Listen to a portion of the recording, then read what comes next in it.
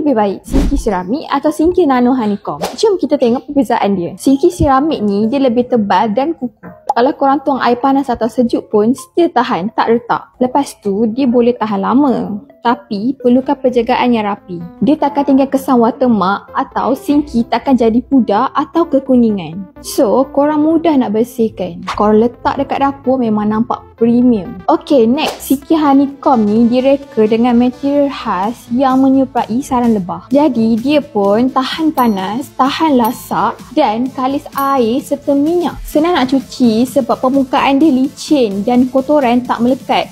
So, membersih akan lebih cepat dan mudah. Sinki ni antibakteria. Material dia mengandungi lapisan khas yang boleh mencegah pertumbuhan bakteria. So, dia akan lebih bersih dan selamat.